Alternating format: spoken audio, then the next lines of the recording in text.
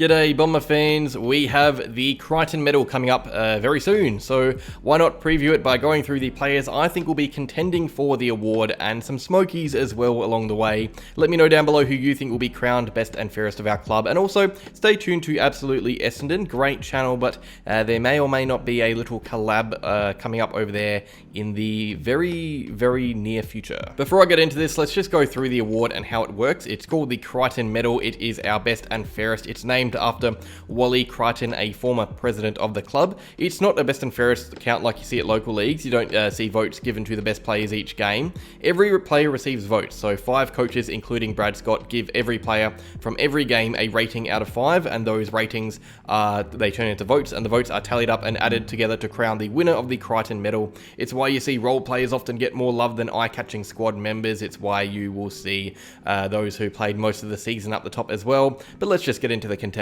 Zach Merritt, the first main contender. He's always around the top. The lowest he has finished in the Crichton count since 2016 is 4th, and I don't see him breaking that streak after another All-Australian season. His 3rd as a Bomber, actually. Merritt played every game this year bar the Anzac Day clash because of a suspension. He topped our Brownlow count, topped our coaches' votes count. He had 9 games over 30 disposals. He really is the most consistent midfielder we've had for a while, and I think we're all pleased to see his defensive efforts improve in 2023. The coaches will love him, or they'll give him love for that as well. If Merritt doesn't win the award, he will finish 2nd or 3rd. It's almost guaranteed. He had an excellent year, but we really shouldn't be surprised. Kyle Langford, our leading goal kicker of 2023. He was the Mr. Fix-It of our team before finding a permanent role deep in the forward line. He started the year in defense. He was often found back there on multiple occasions throughout the year as well when we were struggling, but he still managed to pop up for over 50 goals. He really made us a much better team than we deserved to be. Langford was an All-Australian squad member, a classified key forward despite being undersized. He never really had a bad game. At his worst, he was starved of opportunities, and with a system that bases votes off individual performances, that could favour him. He is another I can't really see finishing outside the top 3. I think the 2 main contenders are Merritt and Langford for this award. Mason Redman, one of 5 players to have played every game in 2023. He was terrific for us, earning an All-Australian squad of 44th spot. His rebounding nature was matched by his tenacious defensive efforts in D50. We've seen him grow from a plucky young kid to a genuine star and leader of the team, and that is going to show when we see the final vote tally. He'll be right up there, both for this year's Crichton and for other club awards like Best Clubman and Staff and Trainer awards. He's always a contender for those. Redmond doesn't have many bad games. He lowers his colours a bit at times, but he's always so determined to right his wrongs. He's super competitive, and the coaches will eat that up. He had a much more consistent year than 2022 and finished that season just 2 votes off a podium spot, so he is definitely going to be up there. Nick Martin, this is a little smoky because we saw him dip in form late in the year, but he played every game. That is already a huge bonus, and his early to mid-season form was right up there. He was rated as the best player in the comp from Champion Data for a minute there. His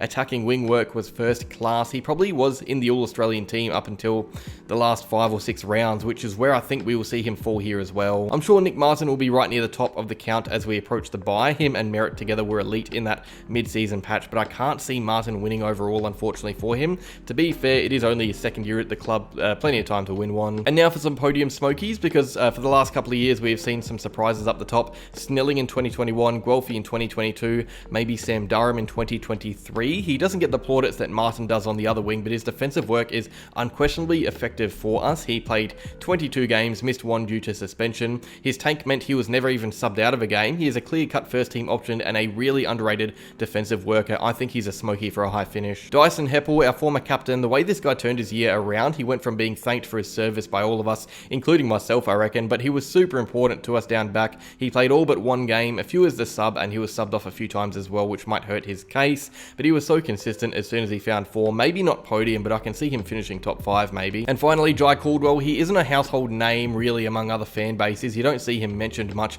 outside of Essendon, but he's a workhorse. His best work often goes unnoticed, not to coaches though, and now that he has played just about a whole year, we may see his hard work rewarded. I think he is one who wouldn't surprise me to be up in the top 5 or 6. But that's all really. Those are the players I think can contend for the 2023 Crichton Medal or get close to it. Let me know who you think will win down below. I myself am picking Kyle Langford, but that's it. Like if you enjoyed, subscribe if you are new, and go Bombers.